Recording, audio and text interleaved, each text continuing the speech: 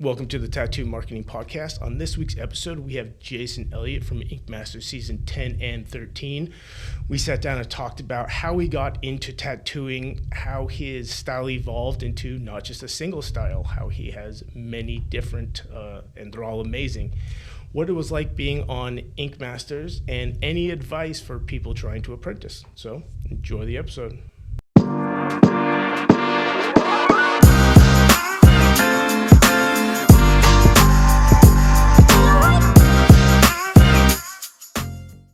When did you know you were going to be a tattoo artist?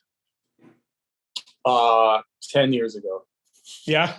When I started, I honestly, I don't think I ever wanted to be a tattoo artist growing up. It never crossed my mind. Even when now art always. I've been drawing since, I can't even remember when I started, but I was young. Even when my friends were pushing me into going into being a tattoo artist, I had like no desire to do it. Really? So yeah, it was kind of ironic. So I didn't even have any, definitely no visible tattoos. And I told myself when I first started tattooing that I would give it 3 years before I got any visible tattoos. And then in 3 years, if I still loved it, then I would commit to being, like career-wise goes, be a tattoo artist. And so, yeah, at 3 years, I still absolutely loved it. So like, I think at like 2 months before I hit the 3 years, I went ahead and booked an appointment to get my hand and my neck done on the same day. So yeah, no, prior to that, man, I went to college for behavioral science. I was really into behavioral science a lot. I took some homeland security classes and some geographic information systems, kind of like making like topography maps, stuff like that. I did side projects for a civil engineer. So I really honestly thought that I would go into some kind of math or science field. Yeah, tattooing is not what I would imagine after that. No, but it's my favorite thing. So I do love tattooing. Even I just hit my 10-year mark, and I still love tattooing as much as I did in the beginning.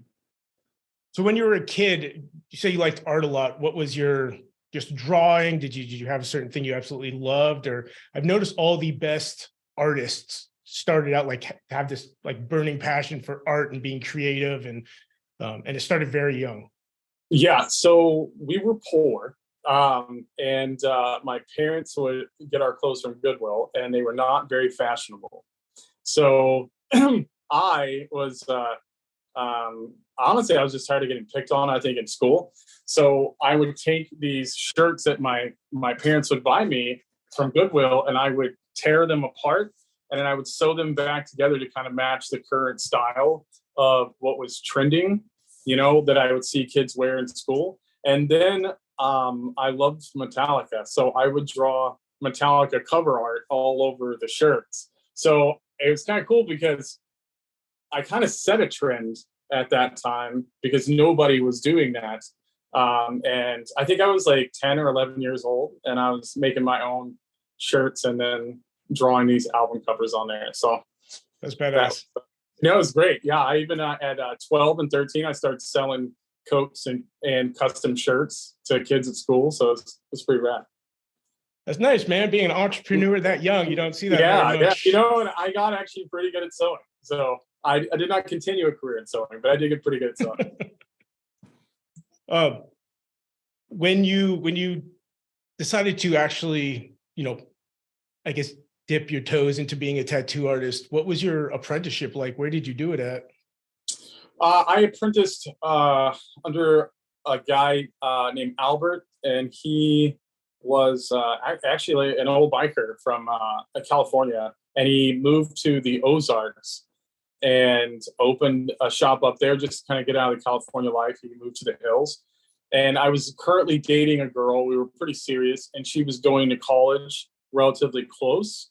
So I was living in that area. And then it was that time that I was really starting to think that I wanted to be a tattoo artist. So I spent a year, I think, going from shop to shop with like a portfolio, and really just constantly, at that time I was very clean cut. and no tattoos. And so most of the shops wouldn't even look at my drawings or anything like that. They were just like, no, and send me away. And it was kind of sad because sometimes I would drive like 6 hours to be there when they open. So I know, so I could talk, and they wouldn't even look.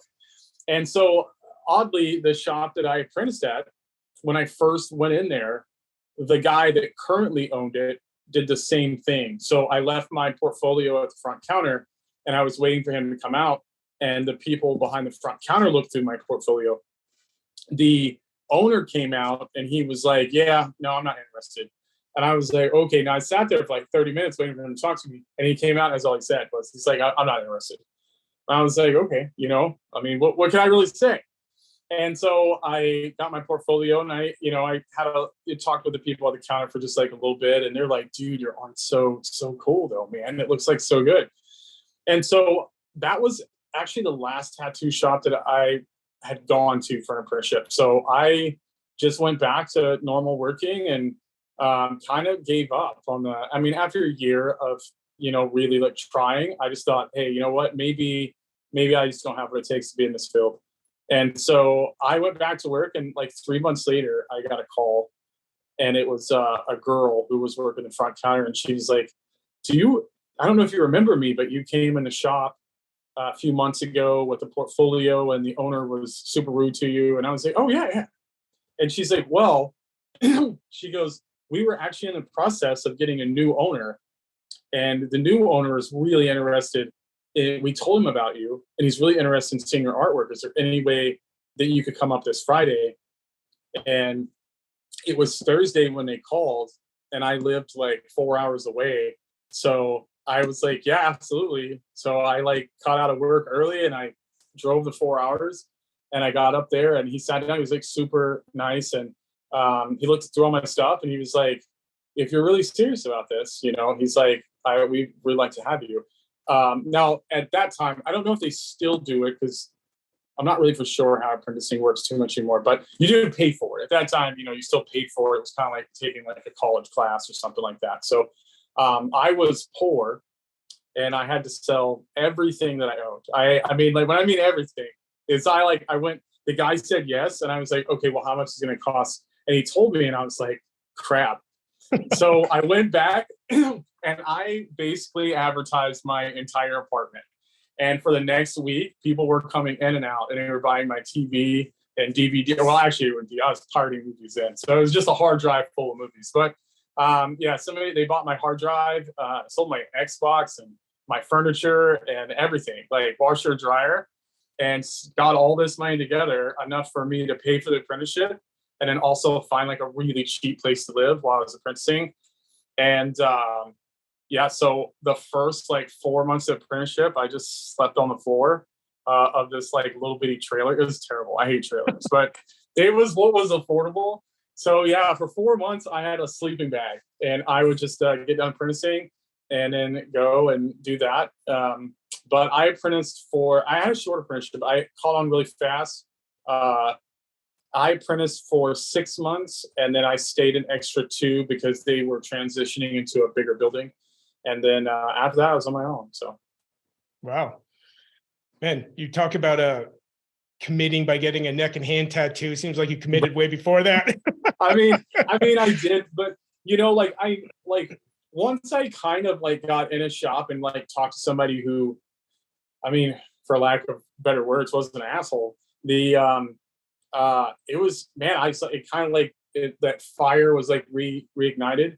And I was like, man, I have to give this. I knew that if I was going to do it, I'm not one of those people that likes to dip my toes in and then like dance on the line. Like if I'm going to do it, I want to commit to doing it. I feel like that's the only way you give it a real shot. And so, I had already decided that it was something I wanted to pursue. So once I got the opportunity, I was like, I'm taking it. So it was pretty crazy. I mean, within a week, I packed up and I left the town that I was in and I was like, guys, I'm gone, see you later. Yeah. So quit my job and basically lived really cheap for a while. After you finished that apprenticeship, where did you go? So the girl that I was dating was finishing up. She had 2 semesters left.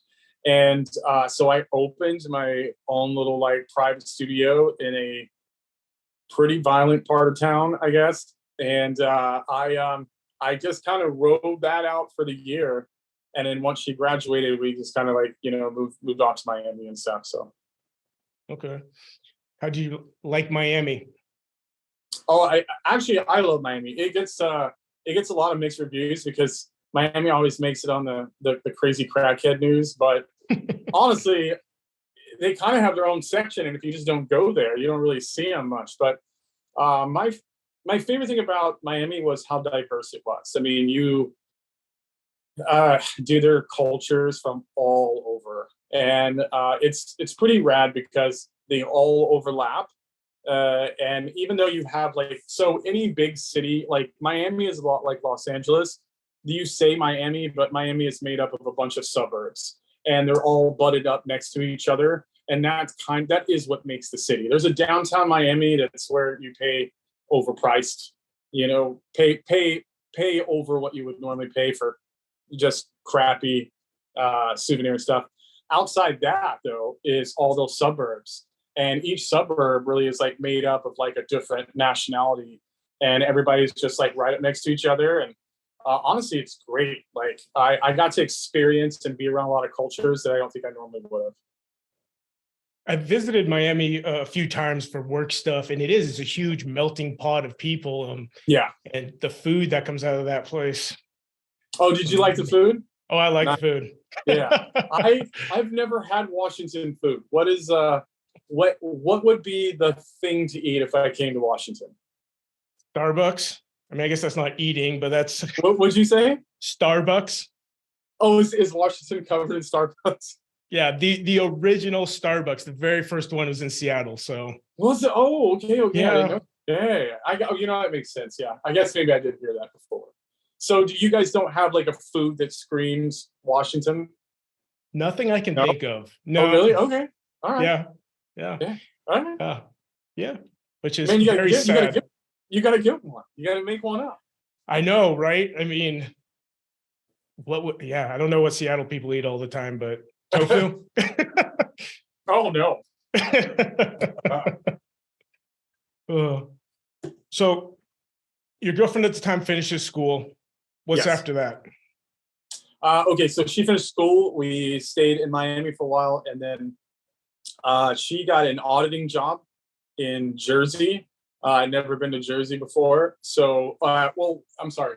She got an auditing assignment. So she still worked for the same company, but when all Florida did all those foreclosures on all the homes and stuff a while back, they were just now getting around to auditing those banks. So she was helping do the audit on those banks. So we got put in Jersey for 3 months, like 2 weeks before Sandy hit. And I had been in a lot of tropical storms and hurricanes, always in the South. And honestly, when it's like 90 degrees and a hurricane comes, it's not that bad. Oh. But when it's like -10 and a hurricane comes, it was so bad. All the water, it was just ice. And power went out like everywhere. There were lines down all over the roads. I guess Jersey doesn't do a really good job of keeping their trees trimmed away from the power lines. So when those trees broke, they just took power lines out everywhere.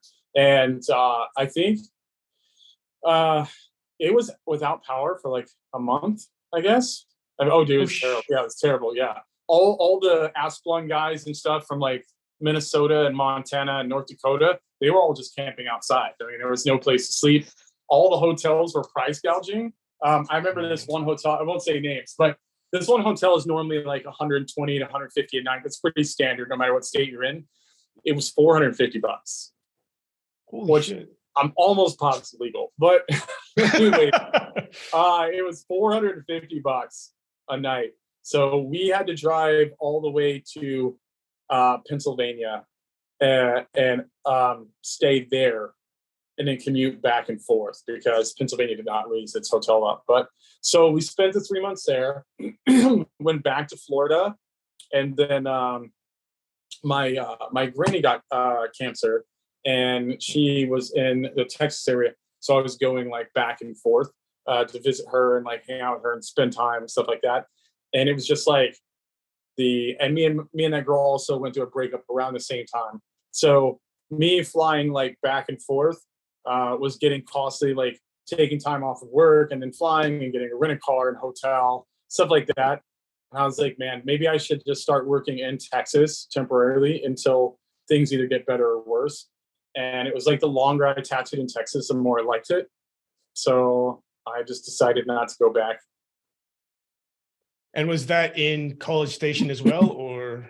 Well, it started off near the Dallas area. And then from there went to, then I was like, if I'm going to live in Texas, I need to find a place that I'm like comfortable living. And I also don't want to be in a big city. I want to take a little break.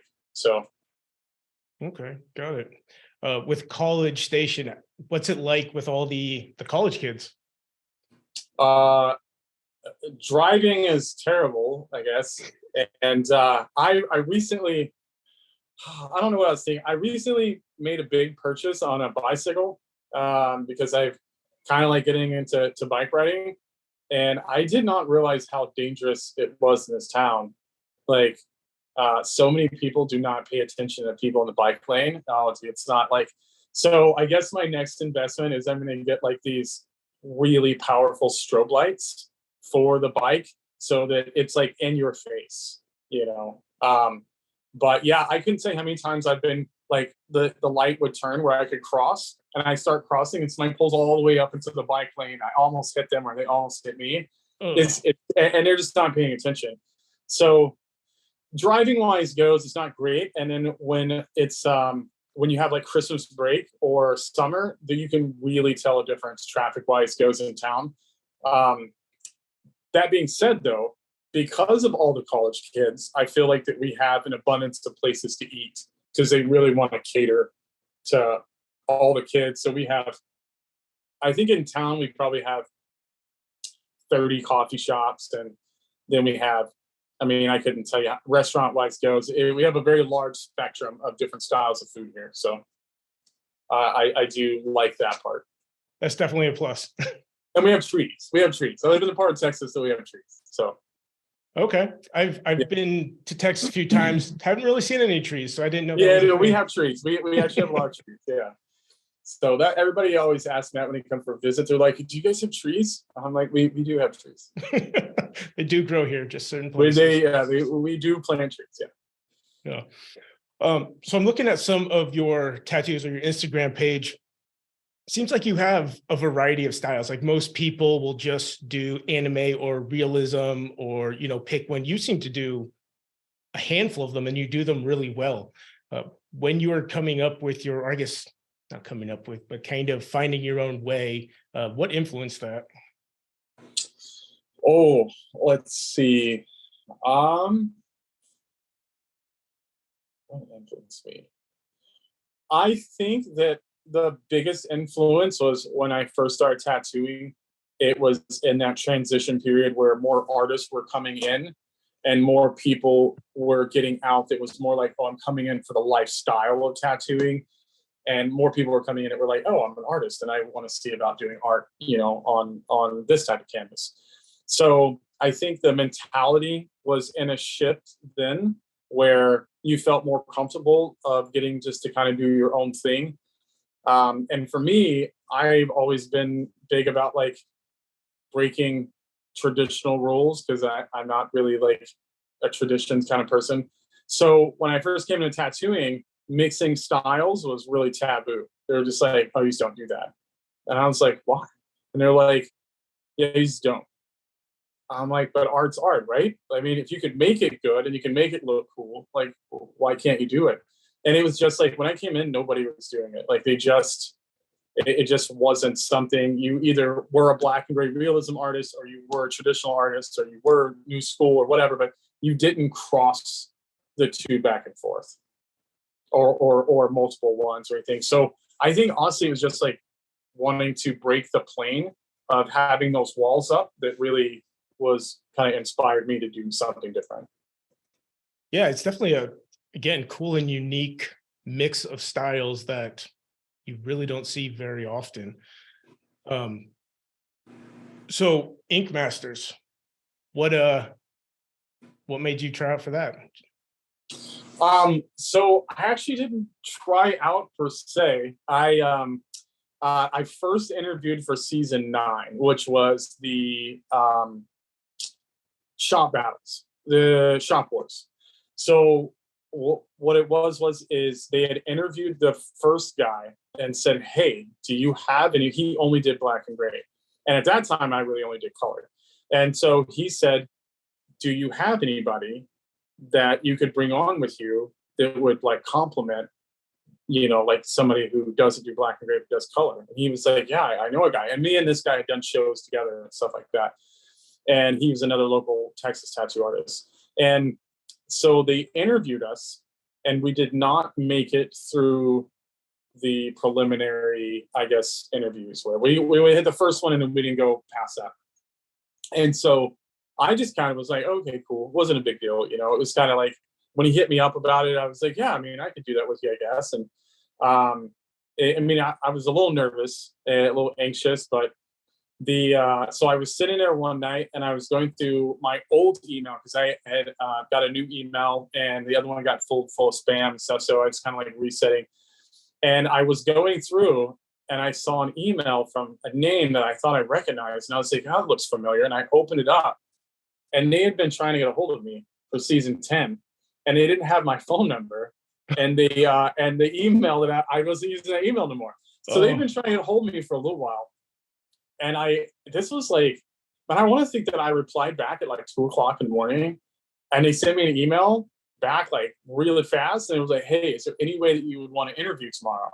And I was like, "Yeah, let's do it," And so like, it was kind of early for me. But like, I remember I did my interview in a onesie. I was like, I just was going to be, I did. It was like a big, it was a big anime onesie actually. And anyways, they liked it a whole lot. I had, a quirky personality, and so I talked a lot. And anyways, though, so I told them, I was like, "Well, I didn't think you guys were interested." And she was like, "Oh no, we were absolutely interested in you." She said, "We were just unsure about the dynamics between you and the other guy." She said, "Your personality was much stronger than his, and we didn't feel like that it would be a good duo." But she said, when we went to do the casting for season 10, you were one of the first names that the producers was like, "Hey, who's that blonde guy that we interviewed last season? We want him." And so actually they pushed me through the interview process like super fast. She was like, "I did the interview." She said, "Hey, it went great. Let me show the producers this. I'll get back to you." Man, it was like the next morning. She's like, "Hey," she's like, "let's talk about wardrobe, and let's talk about getting a mental evaluation done. Make sure that you're like good to be on camera and stuff." And then did like the background check, and they pushed that through pretty fast. And I went and did the basically you sit with a psychiatrist and you take a test.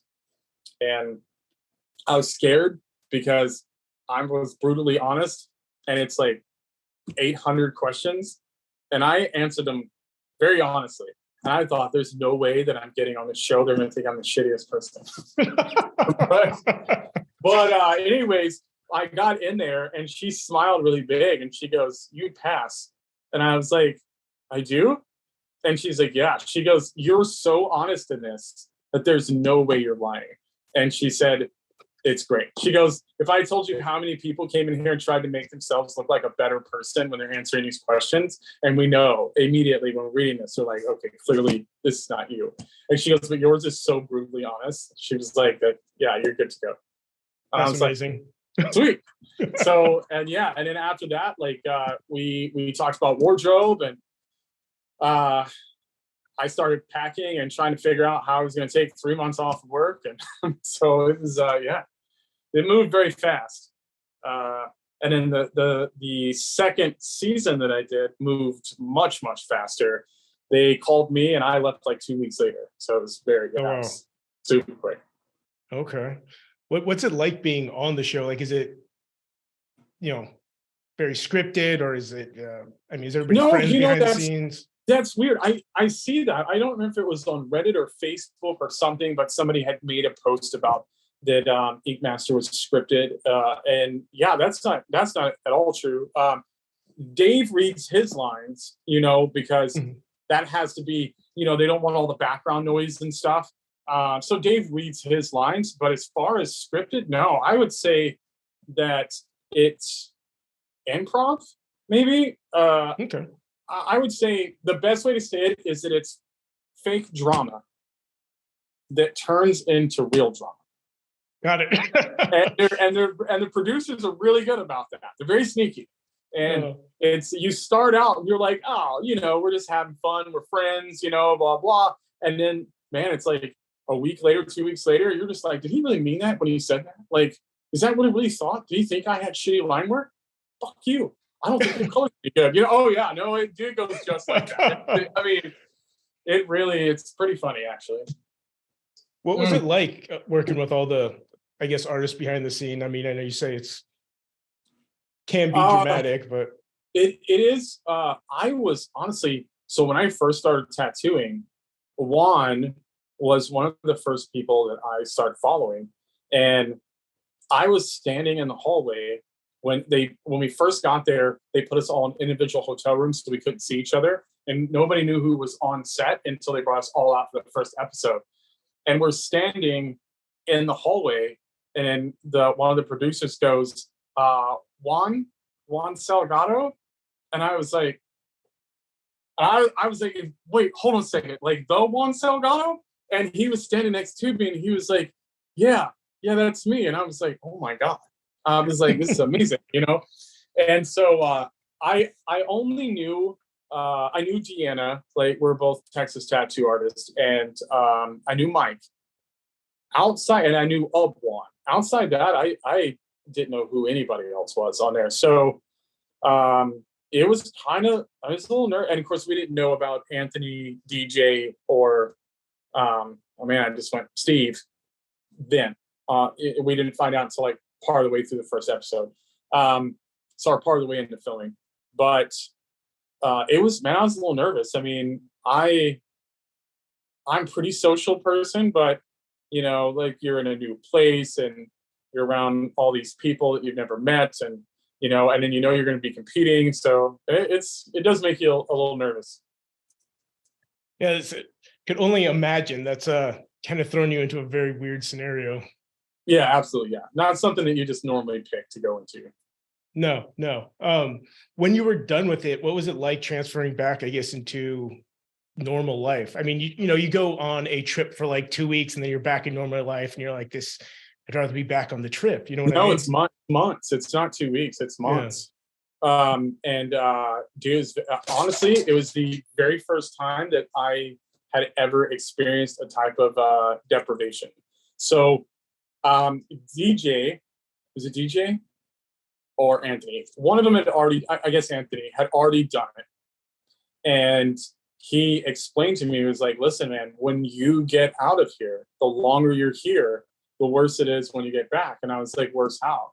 And he's like, it's like an isolation deprivation thing. He's like, it's very weird. But when you go back, you feel out of place, And I was like, do you? And so, it's weird because even though all that drama was going on, you only get to be around those artists. You're locked down the whole time. We don't go to the gas station. We don't do nothing. You're locked down. You have so they take your cell phone at like 5:30 in the morning and you get it back at like 10 at night. So, and you film pretty much every day. You have like, sometimes you'll have like half a day off, but that's about it. And so really, those people kind of just become your family. Even if you don't like them per se, when somebody gets kicked off, you're like, that sucks, And when they're gone, you really feel that they're gone. So when I left, I had been gone about 3 months, and I had not been in a store in that amount, and I did not think they would affect me like that. So when I remember, before I got on the plane to fly back, is that they stopped and they took me into a store, and I just stood there. Like, it was a gas station, and I just stood there and I didn't know what to do, because it's so weird. But I stood there and I just kind of looked around for a couple of minutes, and I was like, okay. And then I grabbed a bottle of water and I checked out, and I was like, it felt super weird. And then I was like, is this what he's talking about? And I thought that when I got home, it would go away. But, like I got home and my girl was like, oh, I'm glad you're home. And I was just like, yeah, it's like, it's cool. And I would sit there and I wouldn't say anything for probably like an hour or two. And then she's like, are you okay? I was like, yeah, why? And she's like, you're just so quiet. I was like, am I? And then even my clients, when I went back to tattooing, they were like, wow, dude, you changed a lot. And I was like, did I? And they're like, yeah, you don't talk at all now. And I was like, well, because so when we're filming, like you can't listen to music when you're tattooing, obviously copyright issues and stuff. And then when you do talk on the show, they really kind of want you to talk about yourself because nobody really wants to know about your client. Not the people that are watching want to know about you. They don't really want to know about clients. So they do encourage us to try to talk about ourselves more and talk about our clients less. So when I'm tattooing at home, it's the opposite. I generally don't talk about myself too much, but I like to get to know my clients, like I think that it's important to build that like level there. So when I got back, I like didn't want to talk about myself, but I was so used to not talking to a client about them that I just didn't say anything. And so, yeah, dude, it lasted like 3 or 4 weeks, It was, but anyways, I had to look it up, and it's called isolation deprivation, and it was real. Like it happened. So, yeah, That's nuts. Yeah.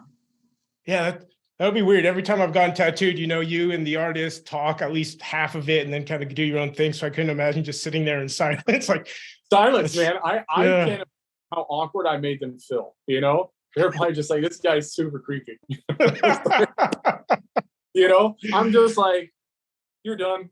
See you later. Yeah. So but no, it was. I did it with my girl. I did it with my friends. I did it with my clients. It took me like every time I walked into a store, like Walmart was so weird. And I was just like, okay, and yeah, everything felt out of place for, 2 to 3 weeks. Was it the same the second time when you came back? No, not as bad. Not near as bad because, so I have a little girl, and when I went the first time, she was still like breastfeeding and very, it's like, do you have kids? Mm-hmm. Okay, so in the beginning, dads feel useless. Like, oh yeah, yeah, 100%. So nothing. like you honestly, you're mostly just jealous. You're like, I want to do something too. Like, where's I don't want to just change diapers. I want them to love me.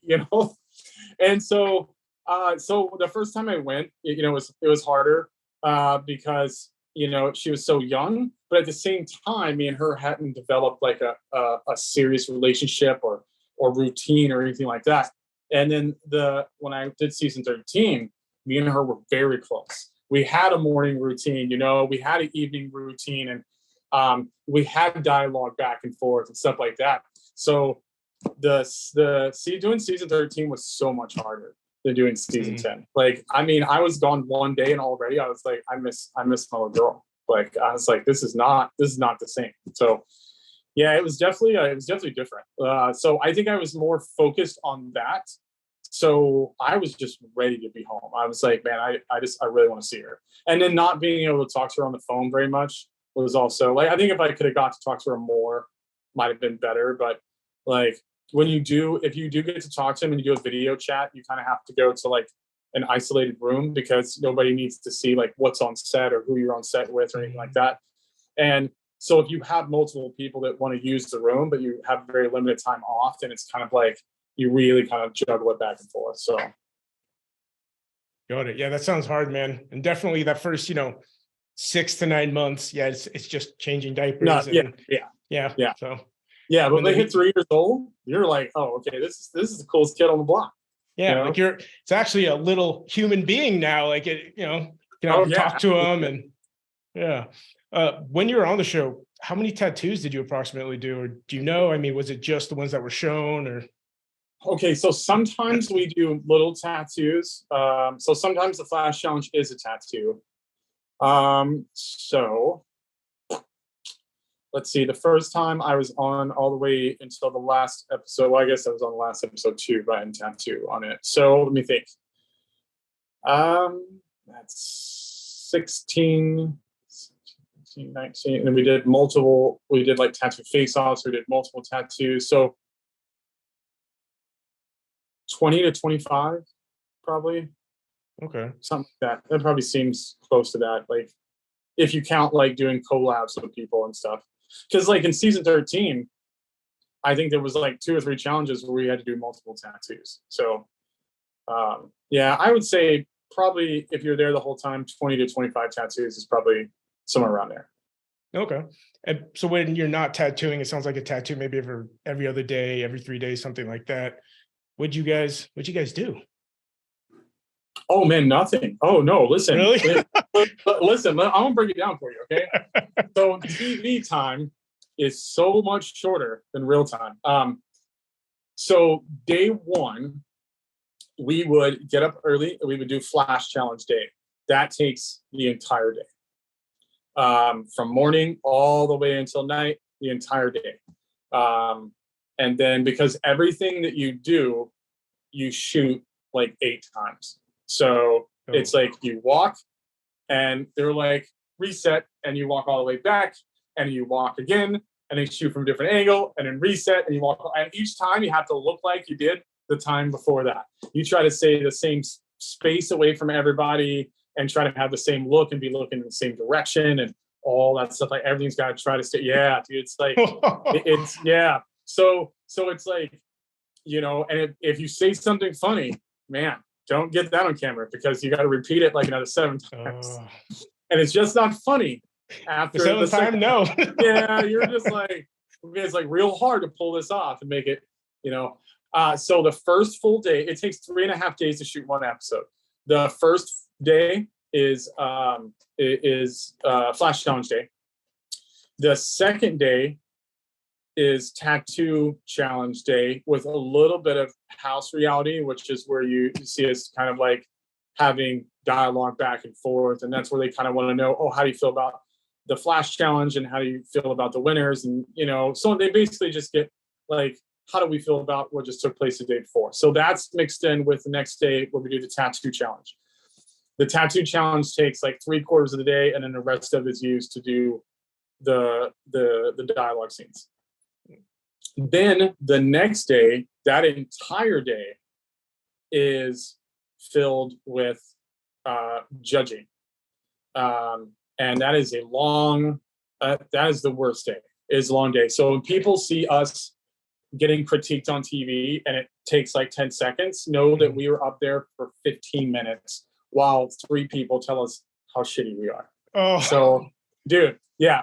And that 15 minutes seems like it's half an hour to an hour for us. So when people see that 10 seconds, they're like, oh, that was brutal. Listen, that was one little piece.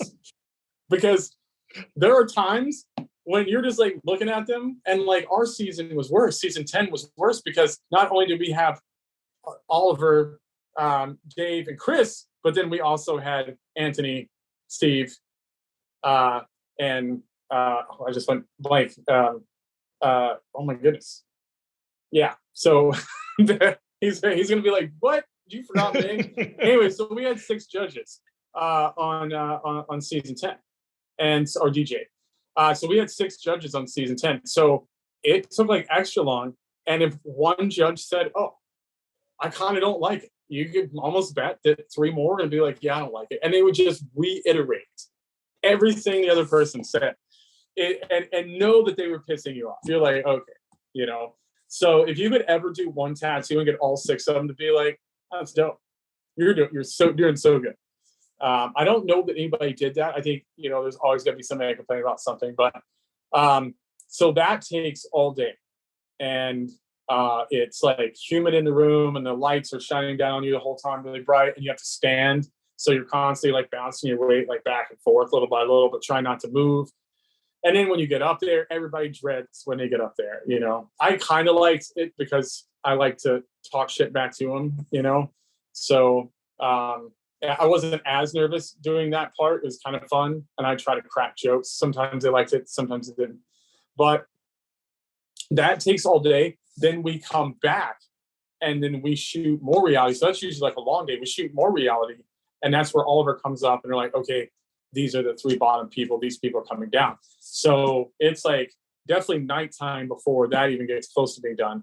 And then the next day is interview day. So that is where you might have half a day. So the interview day is like when you see the scenes where they say, hey, define a contrast in tattooing.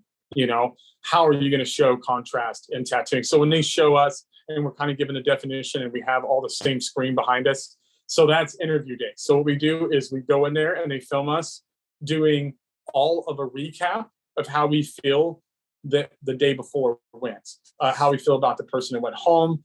Were we excited about it? Were we rooting for that person to go home? Do we feel like they deserved it? So on and so on. And that takes a long time, man. It takes, like, you might be down there for 4 or 5 hours for one episode.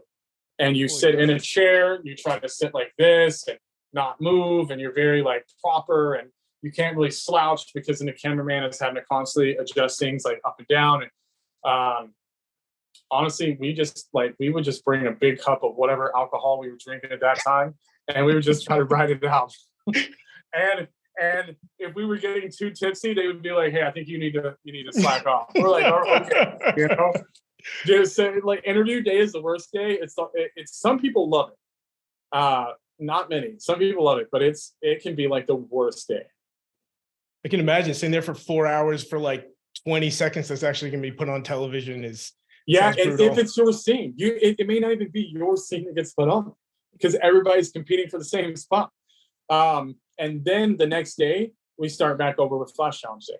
So yeah, it's not really when I say we didn't really have time off, it's not really time off. Like we just roll one episode into the next. So relatively takes 3.5 days. So that means 2 episodes a week. Sometimes it takes the 8 days to do the episode. Or do the 2 episodes. So you figure 1 week, if there's 16 episodes, then that's 3 to 4 months. So, and it's a long time. Yeah, it's a long time. Yeah. Would you do it again? Yeah, I think it would be a little bit easier now because she's in school. So, and she stays up later, and I know that she would stay up and be like, "No, I'm not to that." So it would be a little bit easier this time, but I don't know. It's one of those decisions that I have to make like last minute. I think I'd have to think about it first. So, got it. Yeah, that makes sense. Again, the older they get, it's harder and harder. My kids.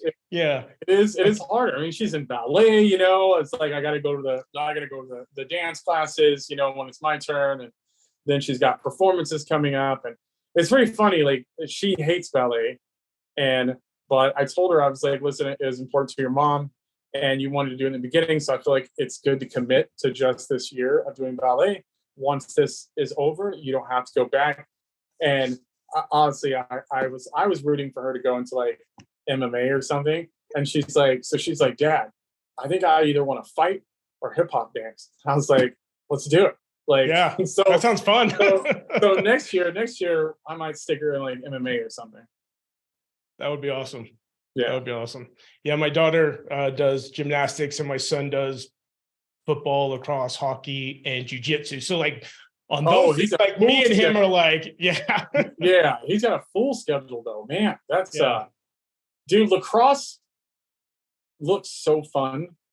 It definitely looks more fun than a bunch of other sports. Like I think we didn't have lacrosse. I don't think we had lacrosse. But man, it does look like it'd be fun. Yeah, when we were kids or younger, man, it definitely was not as big as it is now. Now it's no, absolutely not. Thing. Yeah, no. It's honestly, I think basketball was like the thing when I was growing up. Like everybody was like, "Gotta play basketball, gotta play basketball." Yeah. So, and I think football is kind of taken over that spot. Really, I see more people about football than basketball now. Yeah, it's definitely weird how it's changed. I'll let you go pretty soon, man. I know it's been about an hour of your time I've taken. One of the things that you said and that I've heard from a ton of people is it's hard when you're trying to get into the industry to find somebody that wants to take an apprentice, because for them, it's 6 months to 9 months of maybe this person is going to be able to work at my shop, maybe not. What advice would you give to either people thinking about it or people that are actively trying to become apprentices to get in with a shop?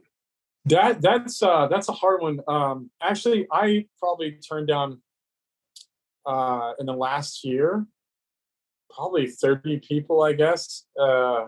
Yeah. So let me say this. This is a must. You have to be able to draw. Okay. Because people that can't draw got to stop asking for apprenticeships. Okay. You can teach somebody to tattoo if they're teachable. You cannot teach them to draw. Okay. You either can or you can't. Okay. If you can't, stop asking. Because That's fair. man, it's when people come in and they're like, "Hey, I wanted to see about an apprenticeship," and or they'll message. That would be one of the things. Don't message. Like that's like you're asking me for something. I'm not going to take time out of my day to jump on your page to see what you're about. Like it is your job to put something semi-professional together and show me what you're about. Like I'm not trying to, I'm a busy guy. I'm not trying to surf your page and see if you're worth it. That being said, if I told you the percentage of people that come in and ask for a friendship, and the first thing I say is, "Oh, sweet, do you draw?" And they're like, I mean, not really. I jiggle around a little bit or whatever. And I'll say, "No." Like, why would you think that it was going to be a yeah? So, the thing that we need, okay, be motivated. Like, I almost don't want to say this, but it seems like the thing that I've noticed lately is that people are they don't really have a lot of initiative and they don't seem very motivated. Like I don't know what happened where that shift came, but when I was growing up, if you wanted to get anywhere, you had to take the initiative and you had to stay motivated because everybody was trying to do something. So you were competing against multiple people to get that same slot. And so you had to stand out and persevere. Sometimes it means being in somebody's face, constantly just annoying them and being like, "Hey, are you ready for me yet? Because I'm awesome." Like, well, where's that? And so, and people now, they just like, I don't know where that change happened, but I've definitely noticed, that it's like, I think maybe because they feel like there's so many opportunities that the first one is like, it's not a for sure thing. It's fine. I'll jump to this next one. I really don't know what happened, but motivation and initiative, man. We want to see people like take it upon themselves to show us why they're worth it. Like, well, why do we want to waste time like looking at that? It's not our job. You're basically interviewing for something. Why should we take you? So motivation and initiative, and be humble. Like, because the truth is no matter how good you are at something, somebody is going to always come along that put in a quarter of the time and will be better. It's going to happen. You can't compare yourself to everybody else. You just have to set goals for yourself and just keep pushing yourself, and so we definitely want to see motivated people, and we want to see humble people. And at the same time, being humble, you got to have some self-confidence. Like, that's a fine line. What's the difference between being cocky and self-confidence? And I think that, cocky is like, you're not both. Cocky is more like boasting about what you think you're capable of, where confidence is like, I'm going to go into this prepared that there may be a struggle, but I'm going to make it past it. And I think that's where maybe like the difference. And then there has been a large movement of tattooers coming in that are just not punctual. I don't know what that's about, but man, like it is a staple that I have, that I show up at least half an hour early and have my station set up and ready. The only thing that I have to do, I even have a trace of the area if I was able to do a consultation in person. If not, we do that when you get there. But if I even have the stencil ready and printed to size. When they come in, we are ready to go. Like, and the amount of artists that I see now where the client will come in and they'll sit there for like 15, 20 minutes. And then the artist shows up and like, "Oh, I'm sorry. I was like running late," and it's just like, what? Yeah. Like, just like be punctual. Like, people are paying you good money to do something. You got to make them feel like that time is worth it and it's valuable, So, but apprenticing, definitely, man, we want to see more artists. We want to see them humble, motivated, and, honestly willing to put forth the work. Like, tattooing it looks fun from the outside, but dude, it's like they're long days. I mean, if I just told a normal person, I said, hey, come up with an original idea, you might think on that thing for a month before you come up with something. We have to come up with an original idea almost every single day.